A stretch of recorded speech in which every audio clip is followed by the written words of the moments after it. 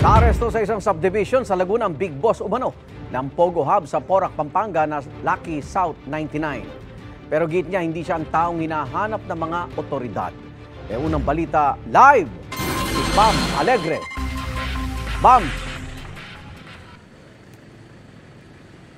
Igan, 13 foreign national at 9 na Pilipino ang arestado sa isang raid sa Binyan, Laguna. Kasama sa mga nakuha ang tinaguriang big boss daw ng Lucky South 99.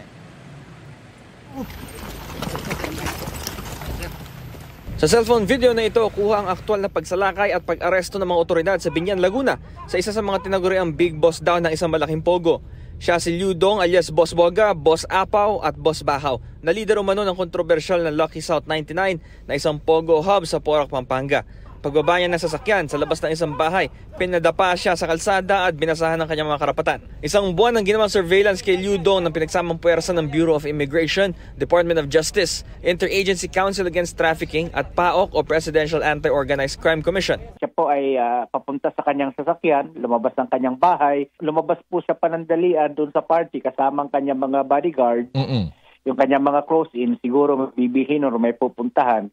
Nung nakakita ng pagkakataon ng ating mga officers, yung ating mga ahente, sinunggaban na po siya at hawak-hawak yung mission order para sa kanya, nasa kote na ho natin siya. Kasamang naaresto ni Liu Dong ang 12 pang foreign nationals. Valid daw ang mga visa ng mga banyaga pero wala silang mga travel document. Sa tulong ng interpreter, dumepensa si Liu Dong. Git niya, hindi siyang hinahanap ng mga otoridad.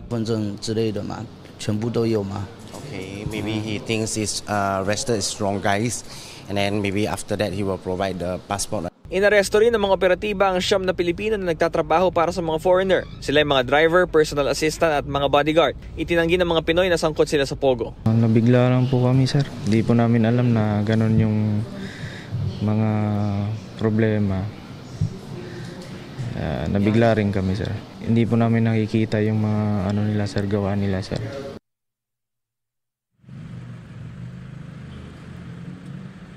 So Igan, narito sila ngayon sa PAOK facility dito sa Pasay. Sasailalim sila sa processing, pati na sa inquest proceedings. Ito ang unang balita mula rito sa Pasay. Bam Alegre para sa GMA Integrated News.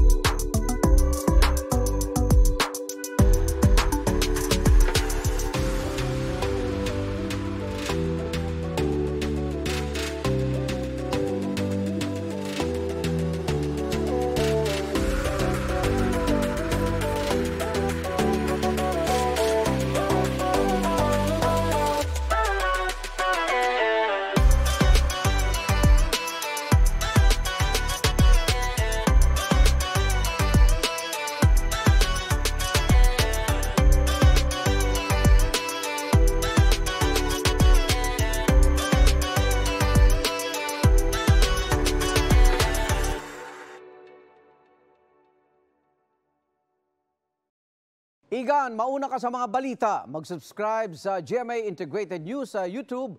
Sa mga kapuso abroad, subaybayan nyo kami sa GMA Pinoy TV at sa www.gmanews.tv.